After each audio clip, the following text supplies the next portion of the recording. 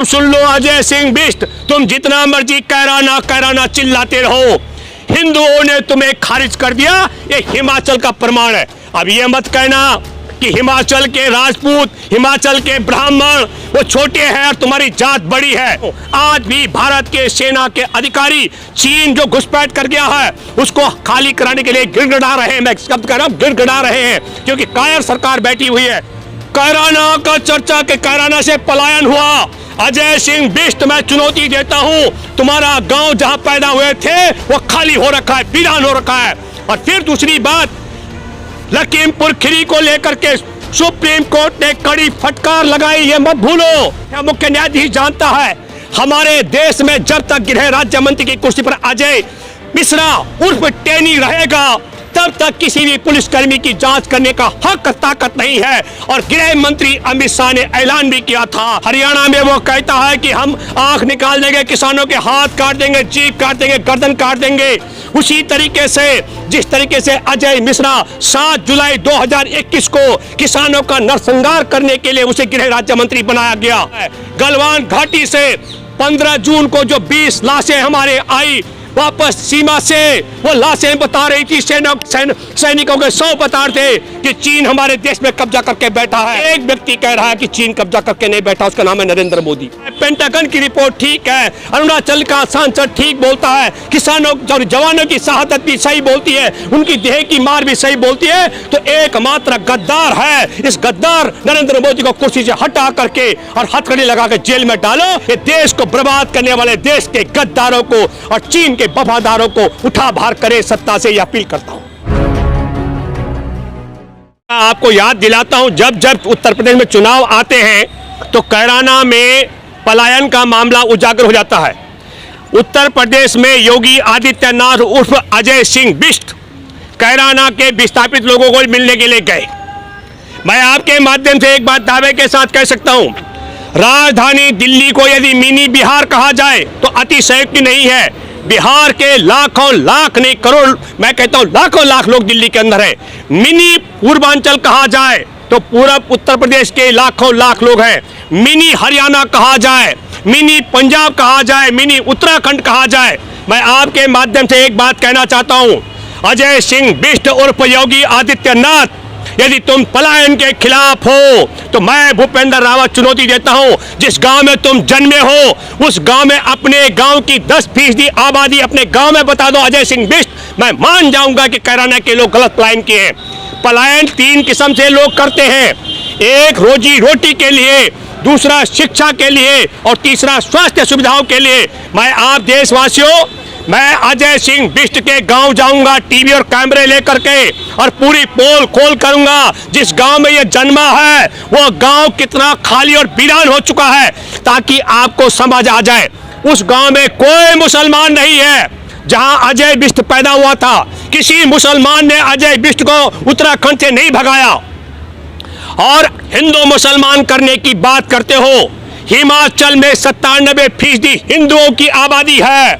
उत्तर प्रदेश में योगी जितना मर्जी डंका पीट लो और 97% आबादी जिस हिमाचल में हिंदुओं की है, वहां उपचुनाव में 1 लोकसभा और 3 विधानसभा में इनके उम्मीदवारों की छुट्टी कर दी गई है। इसका मतलब सुन लो अजय सिंह बिष्ट, तुम जितना मर्जी कैराना चिल्लाते रहो, हिंदुओं ने तुम्हें खारिज कर दिया, ये हिमाचल का प्रमाण है। अब ये मत कहना कि हिमाचल के राजपूत, हिमाचल के ब्राह्मण वो छोटे हैं और तुम्हारी जात बड़ी है। जिस तरीके का हिमाचल का रुझान है, मैं दावे के साथ में कह सकता हूं ये पूरे देश के लोगों को सोचना और समझना पड़ेगा।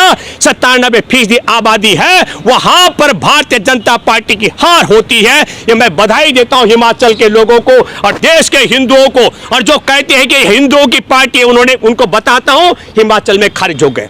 अब नया सवाल खड़ा हो रहा है, मैं आपको याद दिलाता हूं पेंटागन की एक रिपोर्ट, मैं फिर एक बार याद दिलाता हूं, मैंने बार बार बोला, मैं आज फिर रिपीट करता हूं। 2019 में अरुणाचल पूर्व के सांसद भाजपा के, उसने कहा 50-60 किलोमीटर में अरुणाचल के अंदर कब्जा कर लिया चीन ने, लेकिन चीन का गद्दार मौन रहा।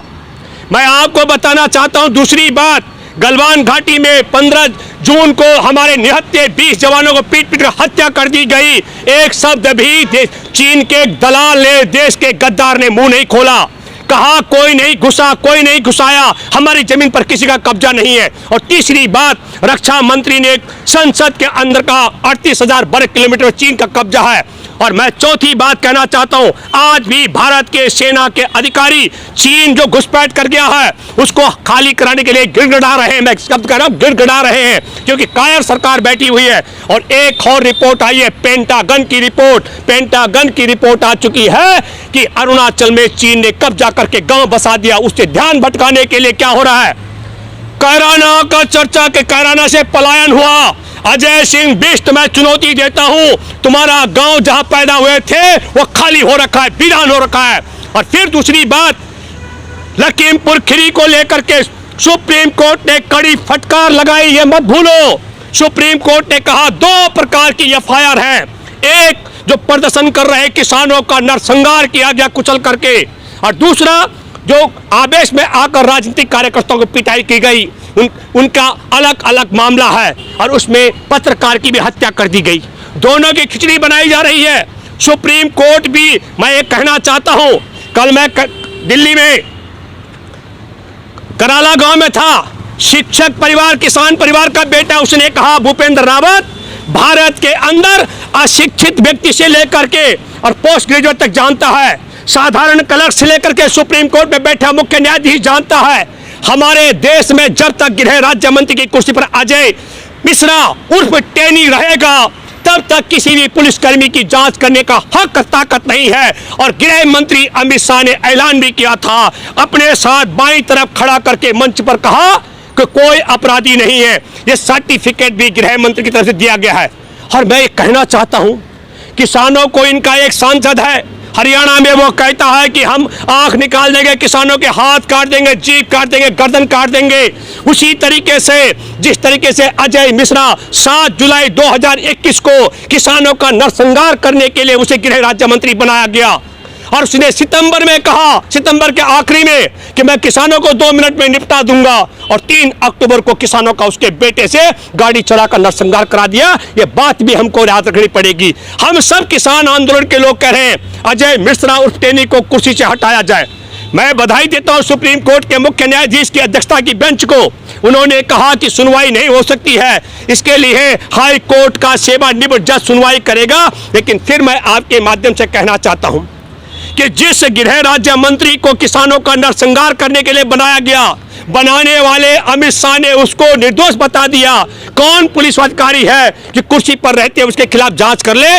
इसलिए मैं कहना चाहता हूं, किसानों का नरसंहार कराने वाले, अरुणाचल में चीन का कब्जा करवा कर वहां का गांव बसाने वाले, हमारे देश में चीनी राष्ट्रपति को झूला झुलाने वाले, चीनियों से हमारे किसानों की हत्या करवाने वाले, और देश में महामारी कोरोना फैला करके देश को बर्बाद कराने वाले, देश की विकास दर को रसातल में पहुंचाने वाले, देश में 10 करोड़ ज्यादा लोगों की रोजी रोटी छीनने वाले, और किसान और बेरोजगारों को सड़क पर उतारने वाले, और एसएससी के भी छात्र हैं 54,000 छात्र वो सड़कों पर हैं, उन सब छात्रों का भविष्य दांव पे लगाने वाले, हमारे देश की रेल, सड़कें, एयरपोर्ट, बंदरगाह, बैंक और तमाम सरकारी संस्थानों को निजी कंपनियों के हाथों बिकवाने वाले ये हिंदू मुसलमान करने का जो षड्यंत्र कर रहे हैं, कैराना को खाली बता करके, मैं फिर आपके सामने कहना चाहता हूं, ये षड्यंत्र है आपके एजेंडे से, मुख्य मुद्दों से ध्यान भटकाने का।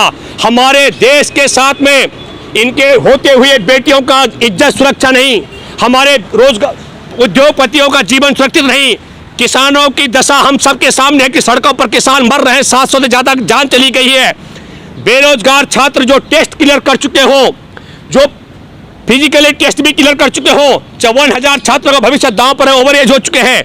इन सब मुद्दों से ध्यान भटकाने के लिए ये कैराना का कार्ड कर रहे हैं, किसानों की आंख काटने, हाथ काटने की बात कर रहे हैं, और किसानों का नरसंहार करा रहे हैं, और इसलिए ध्यान भटका रहे हैं। मैं आप सब लोगों से एक बात फिर कहना चाहता हूं, मैं भूपेंद्र रावत ये कहता हूं कि हमारे सेना के अधिकारी चीन के आला अधिकारियों के साथ मीटिंग कर रहे हैं और कह रहे हैं कि वापस चले जाओ जहां तुम कब्जा करके बैठे हो। हमारे देश का रक्षा मंत्री कहता है कि चीन 38,000 वर्ग किलोमीटर कब्जा करके बैठा हुआ है। अरुणाचल पूरब का सांसद कहता है कि अब चीन हमारे देश में कब्जा करके बैठा हुआ है। पेंटागन की रिपोर्ट कहती है कि चीन कब्जा करके बैठा हुआ है। मैं भूपेंद्र रावत कहता हूं कि चीन कब्जा करके बैठा हुआ है। गलवान घाटी से 15 जून को जो 20 लाशें हमारे आई वापस सीमा से, वो लाशें बता रही थी, सैनिकों के 100 बता रहे थे कि चीन हमारे देश में कब्जा करके बैठा है। जो 74 जवान घायल होकर आए थे वो बता रहे हैं, उनके देह पर पड़े निशान, उनके शरीर पर पड़ी चोटें बता रही हैं चीन कब्जा करके बैठा हुआ है। एक व्यक्ति कह रहा है कि चीन कब्जा करके नहीं बैठा, उसका नाम है नरेंद्र मोदी। और ये नरेंद्र मोदी अगर ये सच्चा है, मैं झूठा, रक्षा मंत्री झूठा, देश के सेना के आला अधिकारी झूठे, किसान जो सड़कों पर चिल्ला रहे हैं कि कब्जा हो गया, पेंटागन की रिपोर्ट झूठी, और मैं कहता हूं अरुणाचल का सांसद झूठा, जवानों के 100 और जवानों की देह झूठी, तो हम सबके खिलाफ कानूनी कार्रवाई जेल में डाला जाए। और सबकी रिपोर्ट ठीक है, भूपेंद्र रावत ठीक बोलता है, राजनाथ सिंह ठीक बोलता है, पेंटागन की रिपोर्ट ठीक है, अरुणाचल का सांसद ठीक बोलता है, किसानों और जवानों की शहादत भी सही बोलती है, उनकी देह की मार भी सही बोलती है। तो एकमात्र गद्दार है, इस गद्दार नरेंद्र मोदी को कुर्सी से हटा करके और हथकड़ी लगा कर जेल में डालो। और ये हिंदू मुसलमान का खेल हिमाचल की जनता ने खत्म कर दिया। मैं हिमाचल की जनता को बधाई देता हूं और पूरे भारत के नागरिकों से अपील करता हूं, जो इनके बहकावे में आ रहा है, आपसे अपील करता हूं, आप हिमाचल के प्रबुद्ध समझदार हिंदुओं के राह पर चलते हुए ये देश को बर्बाद करने वाले देश के गद्दारों को और चीन के वफादारों को उठा बाहर करें। सत्ता से ये अपील करता हूं।